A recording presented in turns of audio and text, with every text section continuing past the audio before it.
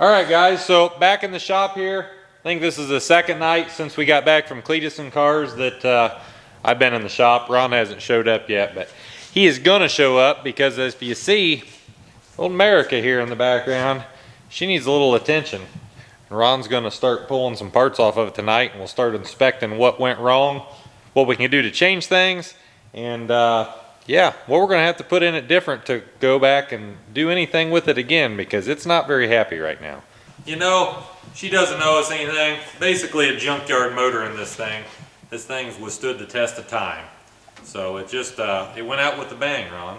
It went out with a bang. Not quite literally, but she was warm. What are you gonna do tonight, Ron? Turbski go off because Johnny wants to see it. Yes. It's been the only one that we've used on this for a long time, hasn't it? It's yes. survived everything else.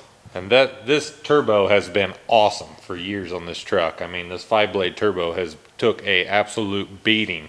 So it deserves to get taken off. The man Johnny Gilbert from Stainless Diesel, Middlebury, Indiana, he's gonna look at it for us and see what needs done to it. I'm sure it probably needs a little love this time, but we're gonna find out here soon. Got the turbo off America, so you can see she's covered in just a little bit of Earl, kind of everywhere. Here's what remains of the oil cooler fan, and then we got the oil cooler no longer where we first had it mounted. You're being so loud over there. Hey, you need to speak up. So that stainless manifold's hanging there looking all purty still. Kind of got some burnt oil on it. So now Ron needs to take off the external wastegate. If the pictures that I saw, that was a hammer in Ron's foot, by the way. Pictures I saw, that external wastegate was glowing as well. That's impressive. Like, that worries me a little bit. Manifold don't worry me much. Head doesn't worry me much. Turbo, maybe a little. But that wastegate, there's like diaphragms and stuff in there. That's probably distorted now. So we're gonna find the culprit of why she quit running. I feel like we would probably have to remove the head for that. she got sent. In the meantime though, this stainless diesel 5-blade, upon first inspection without pulling it apart, actually seems to be in pretty good shape. She's got, looking all pretty there, no like real big shaft play. So it actually seems pretty good. But yep, we're gonna turn the manifold off, and then we will see what happens from there, see what we find. Ron's under the hood, literally in there, and he's getting her done. So, good job, Ron. Yeah, this is not comfortable, in case you were curious. Got the manifold off America, got the turbo and the manifold off here.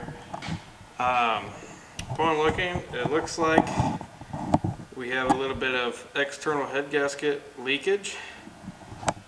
And then I don't know if you can see it that well on the exhaust ports, but 6 and 5 look alright, and 1 through 3 do as well. Number 4, it's kind of hard to tell on the camera, but number 4's got something going on there. And especially if we come around here and we look at number 4 on the manifold, it's got something going on in there.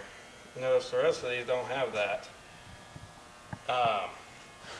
So something is happening with cylinder number 4.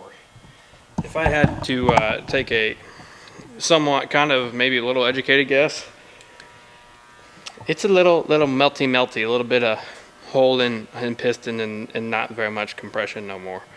Because we actually had to use nitrous to even get Merica to start after JH's run at Cleetus and Cars, and it was not a happy camper. It was definitely not firing on all cylinders. So I believe the next step at some point we're going to tear that tired old 12 valve out, and we'll probably pull the head just to look and see what kind of carnage we got down in the cylinders.